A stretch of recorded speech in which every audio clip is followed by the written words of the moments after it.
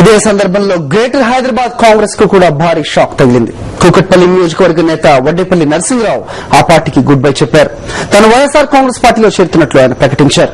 YS పథకాలు కొనసాగాలంటే జగన్మోహన్ రెడ్డి నాయకత్వం వల్ల మాత్రమే సాధ్యమవుతుందని ప్రజలు బలంగా నమ్ముతున్నారని ఆయన అన్నారు. చెంచల్గూడలో వైఎస్ జగన్ ను ఆయన కలిశారు. రేపు సాయంత్రం 4 గంటలకు వేలాది మంది జనంతో వైఎస్ విజయమ్మ సమక్షంలో పార్టీలో చేరినట్లు వడ్డేపల్లి వెల్లడించారు.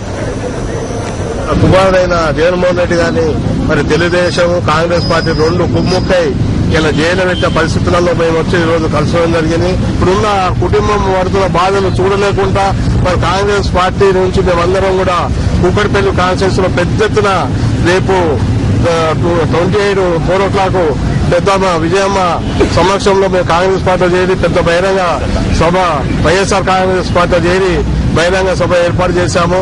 రాజశేఖర్ గారు ఇచ్చిన మాటకి ఎట్లయితే కట్టుబడి ఉన్నాడో జగన్మోహన్ రెడ్డి గారు కూడా వాళ్ళ నాన్న కంటే ఎక్కువ కట్టుబడి ఉండి మనకందరినీ ఆదరిస్తాడు, ఆ పథకాలన్నీ ముందుకు తీసుకెళ్తారని వాళ్ళు ప్రతి ఒక్కరు మాకే చెప్పి మీ ఎమ్మడి మేము ఉంటామని చెప్పి ప్రోత్సహిస్తూ వెన్నుదట్టి